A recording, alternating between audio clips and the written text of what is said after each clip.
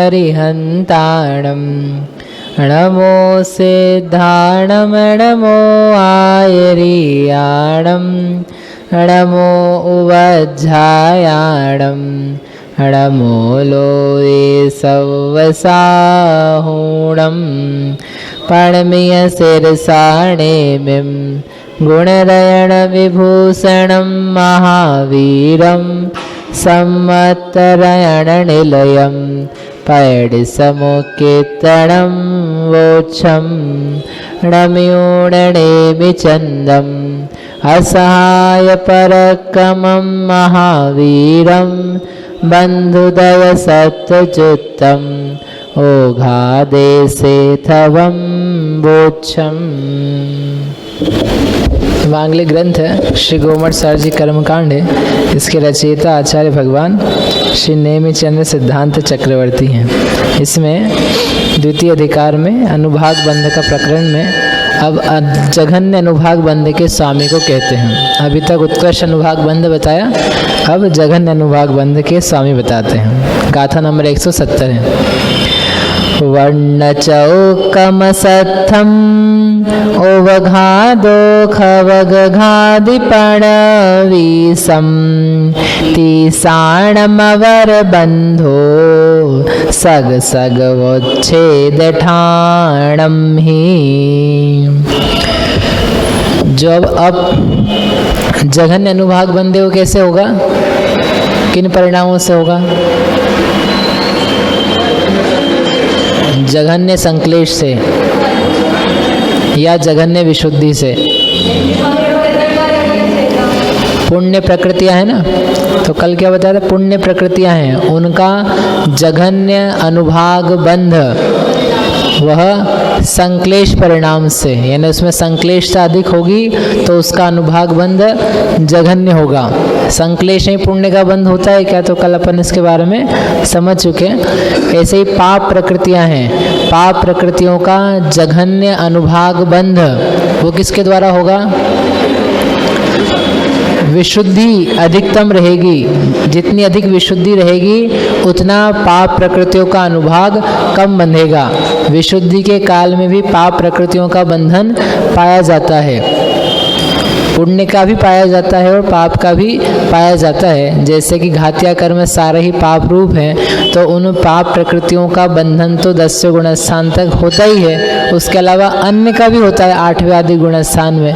तो वहाँ पर जो पाप प्रकृतियाँ हैं उनका अनुभाग बंध जघन्य होवे, उसके लिए परिणाम जो विशुद्ध हैं, विशुद्धता में वृद्धि जितनी अधिक होगी तो पाप प्रकृतियों का अनुभाग उतना कम बंधेगा। ठीक है, तब उस नियम से ध्यान रखना, जब पाप प्रकृति का अनुभाग कम से कम बताना है तो अधिकतम विशुद्धि वाले जीव को लाएंगे, और जब पुण्य प्रकृति का जघन्य अनुभाग लेकर के आना है तो संक्लेश परिणाम अधिकतम हो, उसके योग्य, मतलब सबसे अधिक संक्लेश होगा तो पुण्य बंधना ही नहीं है, उसके योग्य संक्लेश चाहिए। पुण्य प्रकृति के जघन्य अनुभाग बंध के लिए संक्लेश चाहिए, लेकिन उत्कृष्ट संक्लेश नहीं, मध्यम उस प्रकृति के बंध के यथा योग्य। क्योंकि सबसे अधिक ही संक्लेश निकृष्ट परिणाम किया तो पुण्य बंधने का प्रश्न नहीं है, फिर तो पाप ही बंधना है, और फिर पाप प्रकृति का अनुभाग जैसा होगा वैसा होगा। हमें क्या निकालना रहेगा? पुण्य का और पाप का। समझ में आया?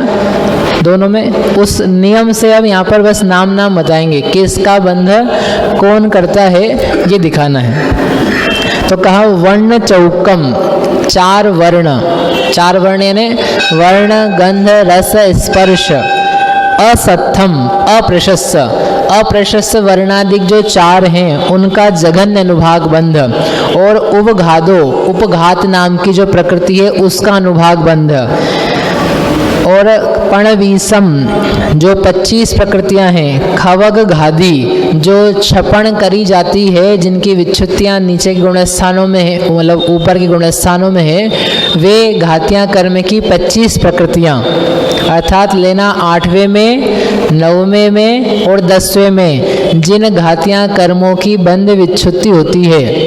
तो 8वें गुणस्थान में घातिया कर्मों की कौन कौन सी प्रकृतियों की विच्छुत्ति होती है? जो 8वां गुणस्थान है अपूर्व करण, उसमें कुल प्रकृतियां कितनी बंधन से रुक जाती है? 36। उसमें से घातिया कर्म की बतानी है, तो घातिया कर्म की है 6। कौन कौन सी 6? पहले निद्रा और प्रचला पहले भाग में बंध विच्छिन्न हो जाती है। बंध विच्छिन्न होने का अर्थ क्या है कि वहाँ तक उसका बंध पाया जाता है, उस अवस्था के बाद में वे प्रकृतियाँ बंधन से दूर हो जाती है। कैसे भी परिणाम से वो प्रकृति बंधन योग्य नहीं रही, नहीं बांधी जाएगी। तो 2 हुई निद्रा प्रचला दर्शनावरण कर्म की।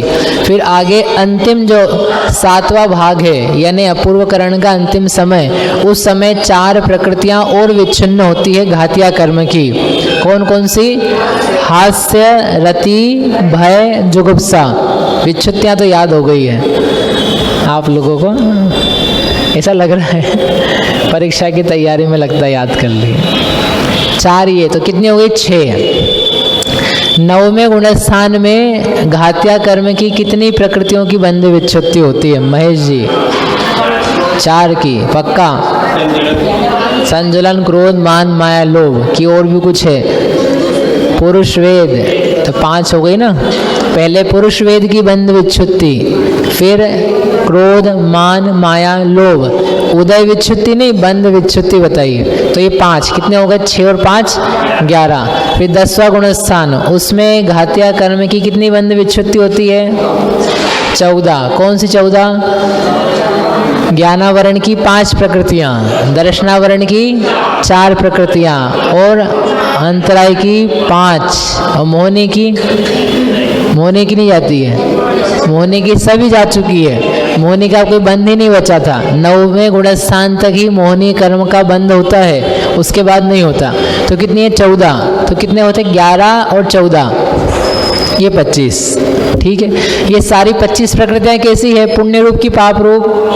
ये पाप रूप प्रकृतियाँ हैं। इनका जो जघन्य अनुभाग बंध है वो यहाँ पाया जाता है, ये बताना है। जो विच्छुत्ति का समय है उनकी, जब उसका अंतिम बंध हो रहा है, वह अंतिम बंध सबसे कम अनुभाग बंध वाला है, जघन्य अनुभाग बंध हो रहा है। पुण्य प्रकृतियों के लिए कहा था कि यहाँ पर उत्कृष्ट अनुभाग बंध है, लेकिन पाप प्रकृतियाँ जो यहाँ बंध रही है इन गुणस्थानों में, 8, 9, 10 गुणस्थानों में घातिया कर्म की जितनी 25 प्रकृतियाँ बंध योग्य थी और बंध विच्छिन्न हो रही है, उनका जघन्य अनुभाग बंध यहाँ पाया जाता है। इसका तात्पर्य क्या निकला कि इसके ऊपर के जो जीव हैं, पहले गुणस्थान से लेकर के 7वें गुणस्थान तक के, वे इन प्रकृतियों का जघन्य अनुभाग बंध नहीं करते हैं, वे मध्यम करते हैं, और पहले गुणस्थान वाले तो उत्कृष्ट भी कर लेते हैं। ठीक है, दूसरे से लेकर के 7वें तक मध्यम बंध होगा अनुभाग बंध में, क्योंकि मिथ्या दृष्टि का है ना, उसके उत्कृष्ट अनुभाग बंध के स्वामी इन प्रकृतियों के, उनके उत्कृष्ट संक्लेश पाया जाता है। परंतु यहाँ इतना विशुद्ध परिणाम है जिसके कारण से इन पाप प्रकृतियों का जो अनुभाग है वह सबसे लोएस्ट टाइप का बनता है। सबसे लोएस्ट भी ऐसा है कि इनका केवल लता, जो कहेंगे आगे, देशघाती रूप भाग है, वह देशघाती रूप भाग बनना चालू होता है, बस सर्वघाती नहीं बनता। जो सर्वघाती प्रकृति उनको छोड़ देना, हो तो सर्वघाती ही है, लेकिन जो देशघाती रूप प्रकृतियां हैं उनमें सर्वघाती रूप स्पर्धक नहीं बंधन को प्राप्त होते, अकेले देशघाती रूप बनते हैं। ऐसा भी आगे जाकर के हो जाता है। ठीक है, ज्ञानावरण में, दर्शनावरण में, अंतराय में, उसके थोड़े समय पहले तक मध्यम रहेगा। अंतिम जो बंद होता है वह जघन्य बंद होता है। ठीक, तो इस प्रकार से 25 ही है, और 5 और लेना। कौन सी 5? 4 तो वर्ण गंध रस स्पर्श। कौन सी? पुण्य वाली की पाप वाली? पाप वाली। पाप वाली वर्ण गंध रस स्पर्श का अनुभाग बंध 8वें गुणस्थान तक हो सकता है, और वहाँ जो 8वें गुणस्थान के 6वें भाग में विच्छुत्ति बताई थी कितनी प्रकृतियों की? 30। उन 30 में से 25 तो पुण्य रूप है, और जो 5 है वे पाप रूप है, और 4 वे पुण्य रूप भी हो सकती है। वर्ण गंध रस स्पर्श पुण्य रूप भी हो सकता है, लेकिन उपघात नाम की जो प्रकृति है वो तो पाप रूप ही है। तो वो जो 5 प्रकृतियां यहाँ हैं उनका जघन्य अनुभाग बंध यहाँ पर पाया जाता है। कहाँ पर? 8वें गुण स्थान में। तो ये क्या निष्कर्ष निकला? 25 और 5 30, 124 बंध योग्य प्रकृतियों में से 30 प्रकृतियों का जो जघन्य अनुभाग बंध है वो 8वें 9वें 10वें गुण स्थान में पाया जाता है। 34 क्यों हुई? 25 और 5 गिनी ना, 30। शुभ का जघन्य बंध थोड़ी ना होगा यहाँ पर। शुभ का तो उत्कृष्ट बंध होगा यदि बांधेंगे तो, और अशुभ का जो शुभ वर्ण गंध रस स्पर्श है उसका जघन्य बंध अलग बताएंगे। वो तो क्या होगा? संक्लेश परिणामों से युक्त हो तब होगा, इसलिए यहाँ तो अशुभ का ही लेंगे। वो तो आपको बताया कि यहाँ पर शुभ का भी बंध होता है और अशुभ का भी बंध होता है। उनमें से यदि कोई अशुभ का बंध करे तो उस अशुभ के बंधते समय वो जघन्य अनुभाग से बंधेगी, और शुभ का बंध करे कोई 8वें गुण स्थान में तो वह तो मध्यम उत्कृष्ट यथायोग्य रूप से बंधेगी। ठीक है, ये हो गई 30। इन 30 का अवर बंधो, अवर यानी जघन्य बंध, सग सग वोच्छेद ठाणम ही अपनी अपनी विच्छुत्ति के स्थानों में होता है। ठीक है, समझ में आ गया सुरेश जी? समझ में आ गया? आगे बाकी प्रकृतियों का बताते हैं।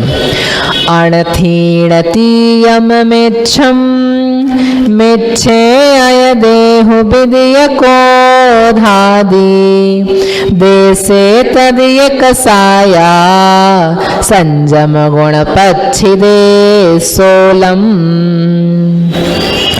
अणथीणतीयम, अणथीण, अण यानी अनंतानुबंधी, थीण तियम, थीण यानी स्त्यान ग्रद्धि आदिक, तियम यानी 3, स्त्यान ग्रद्धि आदिक 3।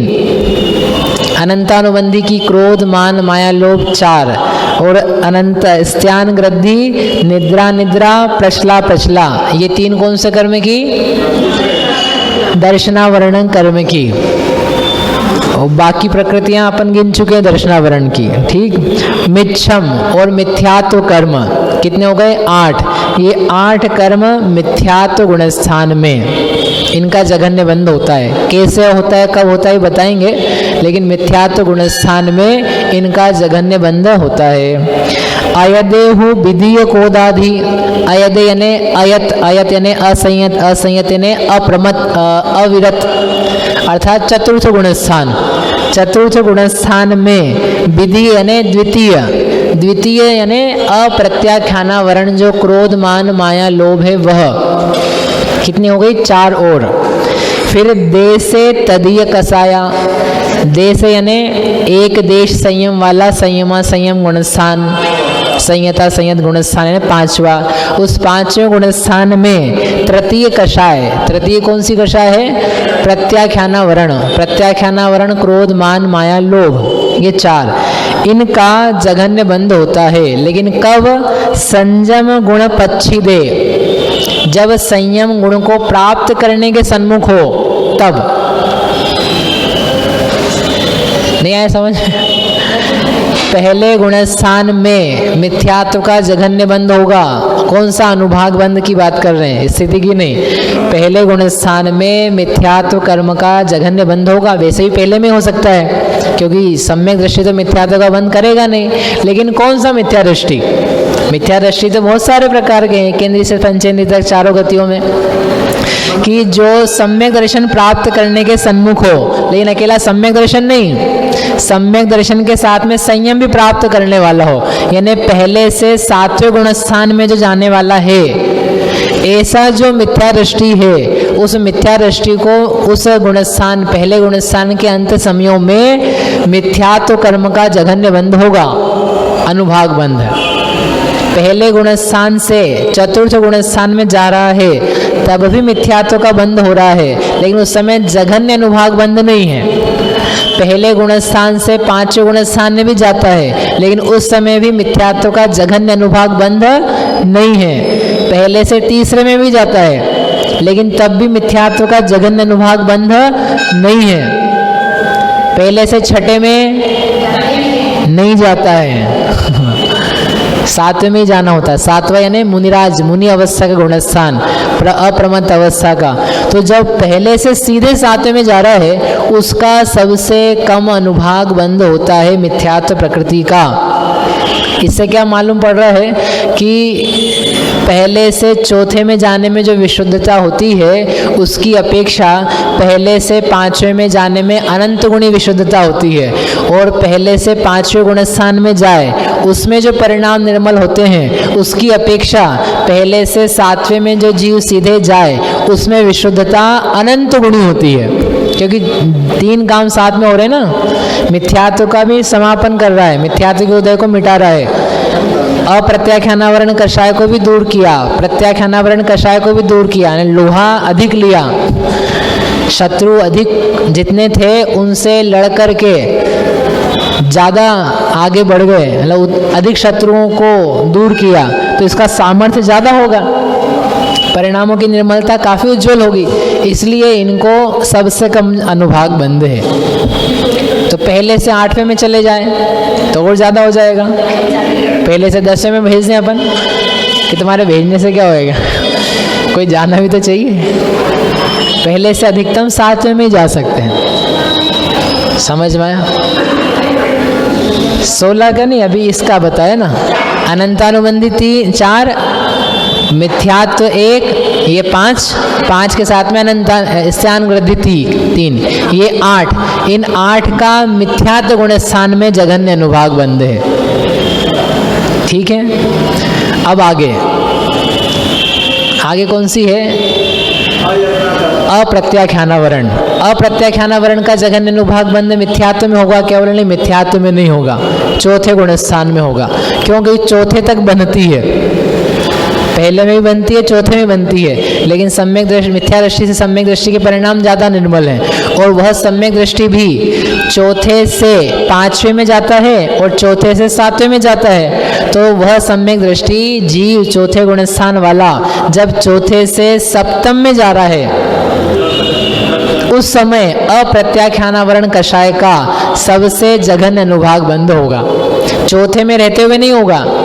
चौथे में रहते हुए मतलब सामान्य काल के समय, उस समय जघन्य अनुभाग बंध नहीं है, उस समय तो यथायोग्य मध्यम बंध है। लेकिन जब चौथे में रहते हुए चौथे से 7वें की तरफ बढ़ रहा है, जाने वाला है, सन्मुख है 7वें के सन्मुख, उस समय उस चौथे गुणस्थान के अंतिम समयों में अप्रत्याख्यानावरण क्रोध मान माया लोभ, उसका जघन्य अनुभाग बंध होगा। ठीक है, 4 ये हो गई, तो 8 और 4 12। अब है तीसरी कषाय। तीसरी कषाय कौन सी है? प्रत्याख्यानावरण। प्रत्याख्यानावरण के लिए कैसे समझना? पंचम गुण स्थान में। तो पंचम गुण स्थान में जब वह 7वें के सन्मुख है, 7वें में जाने वाला है, उस समय उस सन्मुखता के काल में उसको प्रत्याख्यानावरण कषाय का जघन्य अनुभाग बंध पाया जाता है।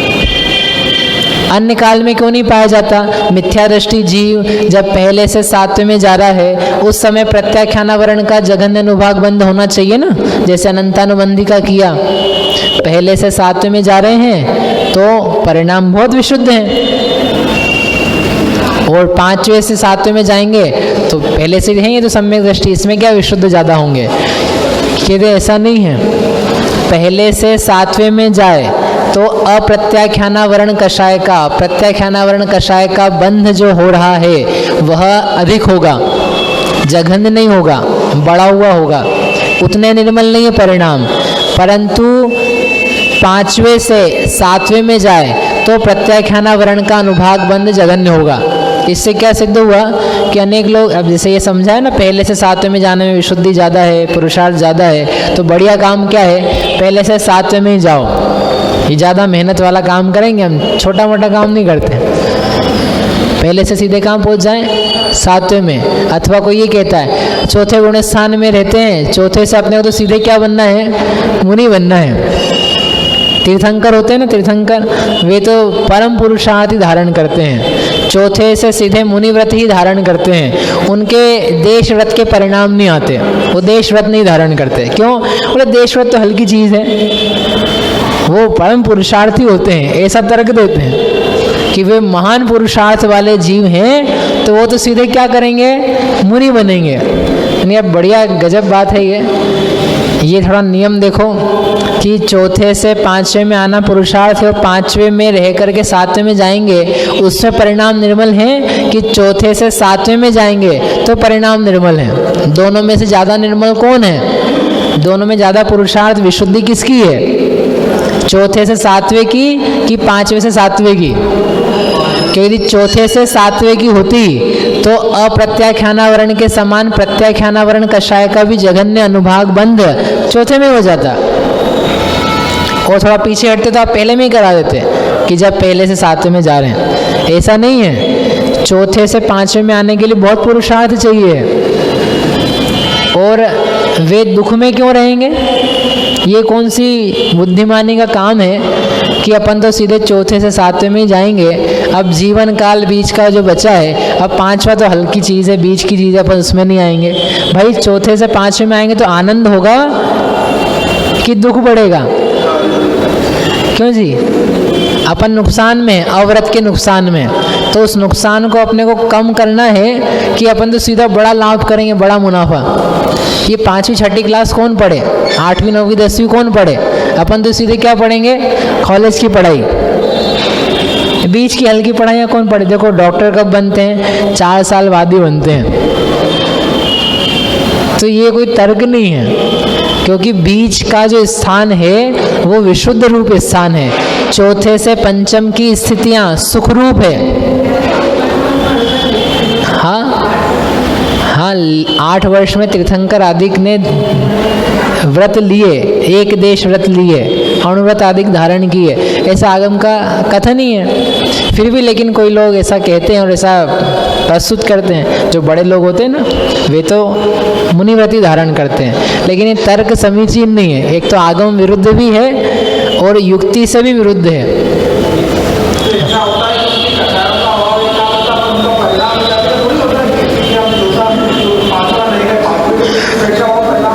और 5वां तो जैसे आगम में कहा ही है कि 8 वर्ष आदि के बाद में उन्होंने 2 कषाय का अभाव उनके हो गया और उन्होंने पंचम गुणस्थान को प्राप्त किया। और चौथे से 5वें में आना बहुत पुरुषार्थ की बात है, ये कोई बच्चों का खेल नहीं है कि आ जाए।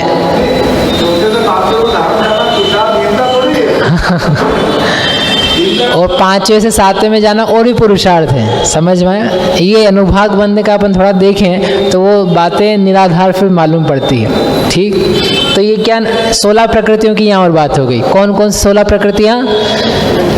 12 तो कषाय हैं, अनंतानुबंधी, अप्रत्याख्यानावरण, प्रत्याख्यानावरण, 4 तिया 12 ये, और 1 मिथ्यात्व और 3 निद्राएं। कौन कितनी प्रकृतियां? ये सब घातिया कर्मों की।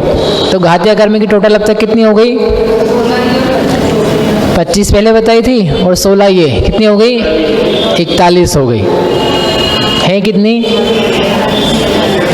47। उसमें बंध योगी कितनी है? 45। तो 45 की बताएंगे क्योंकि बाकी का अनुभाग बंध तो होता नहीं है ना। तो 4 और बच गई। 4 कौन सी बच गई? संज्वलन की 4 है ना, 4 कषाय बच गई। अरे संज्वलन की तभी कर क्या है ना। 4 कौन सी बची है? 2 वेद हैं, नपुंसक वेद और स्त्री वेद, और आरती और शोक, ये 4 कषाएं बची हैं। बाकी सबका हिसाब कर लिया भैया, ठीक है, ये ध्यान रखना थोड़ा सा। तो ये जो बाकी कषाएं, इनको क्यों नहीं 8वें 9वें 10वें आपने कहा कि वहाँ तो वैसे ही नहीं बनती है, ये उन गुणस्थानों में नहीं बनती है, इनकी बंध विच्छुद्धि में बताइए। इतना नियम ध्यान रखना, जो घातिया कर्म का अनुभाग बंध जगन्य हो रहा है वो अपनी अपनी बंध विच्छुद्धि के समय हो रहा है। स्त्यान ग्रद्धिक 3 है, उनके लिए अपवाद समझ लेना, क्योंकि वो जाती है दूसरे में, परंतु उनका हमने यहाँ पर ही कह दिया है, क्योंकि जो दूसरे में बंध विच्छुद्धि होती है तो वो संक्लेशता लिए हुए होती है, क्योंकि जब गिरेंगे तब दूसरे में आएंगे। चढ़ते समय नहीं आएंगे। यदि चढ़ते समय दूसरा होता तो फिर दूसरे गुणस्थान के अंत में कह लेते, लेकिन दूसरे गुणस्थान का अंत हो रहा होगा उस समय तो वो पहले में आएगा, तो उसके संक्लेश परिणाम बड़े हुए होंगे। इसलिए 3 जो स्थान वृद्धि ली है उनको पहले में ही ले लिया, और बाकी जितनी भी अभी तक कही है वो सब अपनी अपनी बंध विच्छुत्ति के समय उनका जघन्य अनुभाग बंद हो रहा है। यानी जब उनका लास्ट बंद है उस लास्ट बंद के टाइम पे वे प्रकृतियां जघन्य अनुभाग से बंध रही है।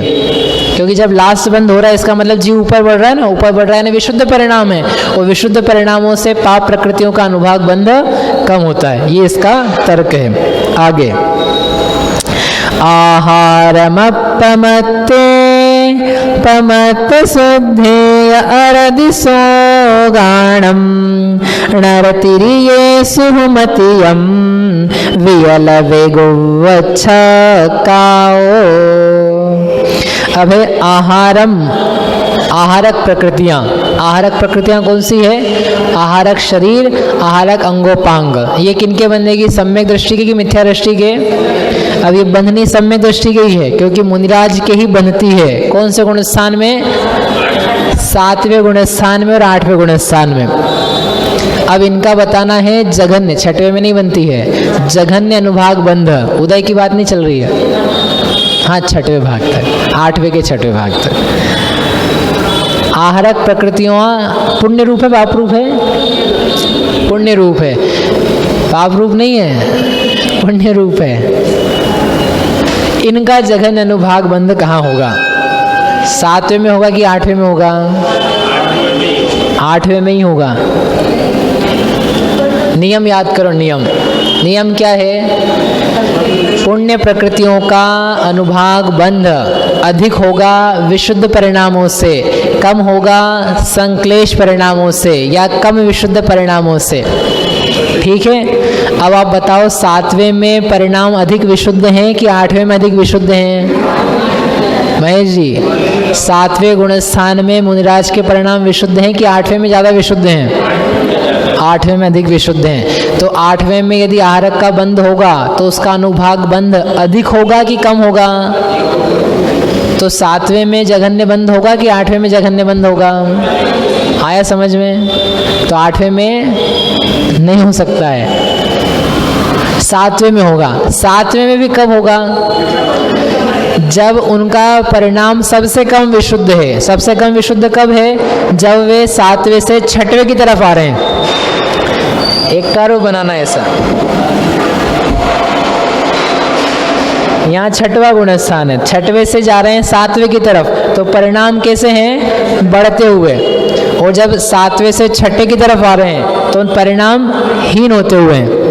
तो वो 7वें से जब 6ठे की तरफ सन्मुख हैं, उस 7वें गुणस्थान के अंतिम समयों में आहारक प्रकृति का जघन्य अनुभाग बंद होगा। जब चढ़ रहे हैं तब नहीं, तब तो मध्यम बंद होगा आहारक प्रकृति का। 7वें गुणस्थान का अंतिम समय 2 प्रकार से होता है, एक तो 8वें की तरफ जाता हुआ और एक 6ठे की तरफ जाता हुआ। क्योंकि 7वें में से जाने के 2 तरीके हैं, या तो जीव 8वें में चला जाए या 6ठे में चला जाए, सामान्य अपेक्षा में, मरण को छोड़ दो। तो जब ये 2 अपेक्षाएं हैं, तो जब अपन कह रहे हैं कि 7वें के अंतिम समय में, तो अंतिम समय कौन सा लेना?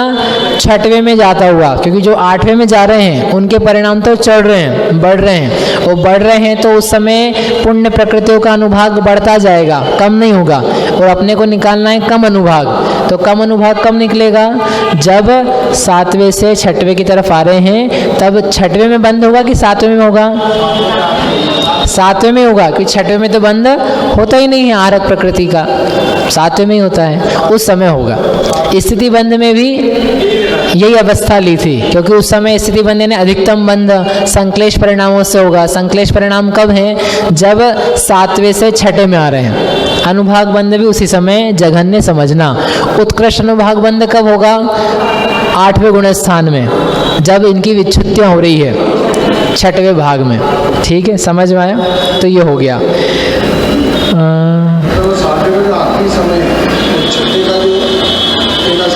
6वें का पहला समय तो आगे आएगा, 7वें का अंतिम समय पहले है, 9वां समय और 10वां समय। तो 9वां समय जो है वह सप्तम का अंतिम समय है। उस समय सप्तम गुण स्थान ही है, उस समय आहारक प्रकृति का जघन्य अनुभाग बंध है। छठे में तो होना ही नहीं है। आप ऐसा मान लो जो 7वें का अंतिम समय है वही 6वें का पहला समय है, वो व्यवस्था नहीं लगाना। 7वें का अंतिम समय 7वें तक समझ रहे हैं अपन, और उसके बाद 6वें का प्रारंभ है और सप्तम गुणस्थान का व्यय हो गया। तो व्यय हो गया, व्यय वाला नहीं ले रहे, जब तक वो है तब तक की बात कर रहे हैं। पमत्त शुद्धे। अब अरधि सोगाणम, अरति और शोक, ये 2 प्रकृतियां कौन सा कर्म की है? अरति शोक दर्शनावरण कर्म की है, मोहनी की है। मोहनी में भी कौन सा कर्म? चारित्र मोहनी। चारित्र मोहनी में भी नो कषाय। नो कषाय में अभी छूट गई थी ना अपनी, 4 छूटी हुई है, 4 में ये 2 कवर कर रहे हैं। अरति और शोक, वह कहाँ पर? प्रमत्त शुद्धे, शुद्ध प्रमत्त के। शुद्ध प्रमत्त के यानी जो प्रमत्त गुणस्थानवर्ती शुद्ध परिणामों से युक्त होते जा रहे हैं, अर्थात 7वें के सन्मुख है, अर्थात इनका भी बंध विच्छुत्ति के काल में। जो अरति शोक है तो ये प्रकृतियां 7वें तक 6वें तक बनती हैं, तो उस बंधन के काल में सामान्य समय इनका जघन्य बंध नहीं है, लेकिन 6ठे से जब 7वें की तरफ सन्मुख हैं, जब गुणस्थान 6ठे से 7वां होने वाला है, उस समय 6ठे के अंतिम समयों में इन 2 प्रकृतियों का जघन्य अनुभाग बंध होगा। वहाँ क्यों होगा? क्योंकि ये है पाप प्रकृतियाँ। कौन सी? अरति और शोक। तो पाप प्रकृतियां हैं तो इनका उत्कृष्ट जघन्य अनुभाग बंध कब होगा? उत्कृष्ट विशुद्ध परिणामों से। तो विशुद्ध परिणाम कहाँ है? 6वें के अंत में। 7वें में भी तो हो सकता है इनका जघन्य अनुभाग बंध, वहाँ परिणाम ज़्यादा है, और बल्कि वहाँ बंद ही नहीं होता। वहाँ इतने ज़्यादा विशुद्ध हैं कि ये प्रकृतियाँ आउट है, इतने परिणाम निर्मल हैं कि इन 2 प्रकृतियों को तो इन्होंने पहले से ही बाहर कर दिया है। जघन्य भी नहीं होता है, प्रकृति भी नहीं होता, प्रदेश भी नहीं होता, स्थिति कुछ भी बंद नहीं होता। कहाँ पर? 7वें गुणस्थान में। 6वें गुणस्थान में इन 2 प्रकृतियों का अंतिम समयों में जघन्य अनुभाग बंध पाया जाता है। ठीक है, आगे है नर तिरिये। बस ये पूरा करते हैं। मनुष्य और तिर्यंच इनमें होता है। किनका? सुहुमतियम वियलम वेगुव छक्काओ। जो प्रकृतियां मनुष्य को ही बनती हैं, तिर्यंच को ही बनती हैं, नारकी को और देव को नहीं बनती। ऐसी कौन कौन सी प्रकृतियां हैं? नहीं, एक तो विकलत्रय और सूक्ष्मादिक 3 और वैक्रियक षटक, तो ये 12 प्रकृतियाँ। तो उसमें मिथ्यात्व की अंतिम 9 तो आई गई, उसके अलावा 3 और आई है। 3 नहीं, मिथ्यात्व वहाँ पे नरक आई नहीं ली अभी, वहाँ की 2, मिथ्यात्व की अंति की 8 और उसके अलावा 4 और, देवगति, देवगत्यानुपूर्वी, वैक्रियक शरीर, वैक्रियक अंगोपांग, ऐसा मिलाकर के कितनी हुई? 12। सूक्ष्म, अपर्याप्त, साधारण 3 ये। और कौन सी लेना? 2 इंद्रिय, 3 इंद्रिय, 4 इंद्रिय, विकलत्रय वाली 3।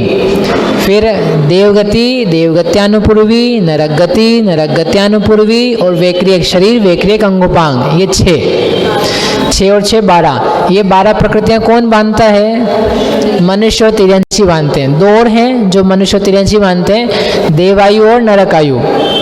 ये माइनस करी थी ना देव नारकी के लिए। तो इनका बंध तो कौन करता है? मनुष्य तिर्यंची करते हैं। तो इनका जघन्य अनुभाग बंध भी कौन करेगा? मनुष्य तिर्यंची करेंगे। कौन करेंगे? मनुष्य तिर्यंच कौन करेंगे? चौथे गुण स्थान वाले करेंगे, है ना। सूक्ष्म त्रिक का जघन्य अनुभाग बंध 4थे गुण स्थान में। कि सूक्ष्म त्रिक का अनुभाग बंध कहाँ, इससे बंध प्रकृति कहाँ तक होता है? पहले में। विकलत्रय का कहाँ होता है? पहले में। तो पहले में इनका जघन्य अनुभाग बंध होगा। ऐसे नरक गति, नरक गत्यानुपूर्वी, इनका जघन्य अनुभाग बंध पहले में। क्यों? क्योंकि पहले गुण स्थान वाले ही बांधता है। समझ में? वो विच्छुत्तियाँ काम आएगी सब।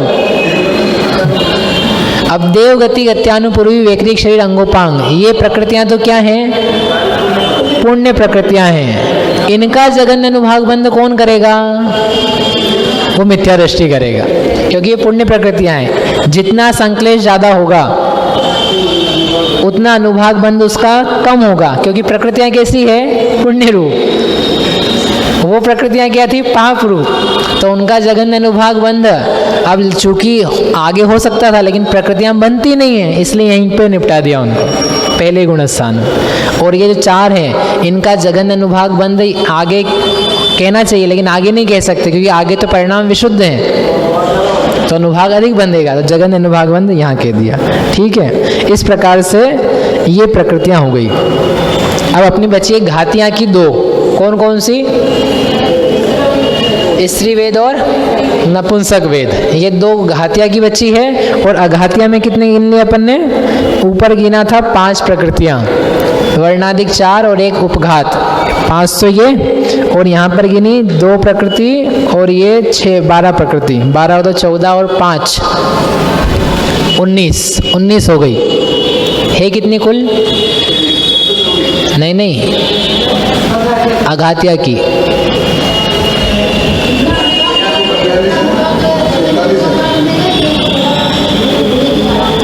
इसका जघन्य अनुभाग बंध मिथ्या दृष्टि मनुष्य तिर्यंच करेंगे। यथायोग्य जब उनके परिणाम पाप है ना, तो पाप के लिए विशुद्ध परिणाम रहेंगे और पुण्य के लिए संक्लेश परिणाम रहेंगे, तब उसका जघन्य अनुभाग बंध होगा।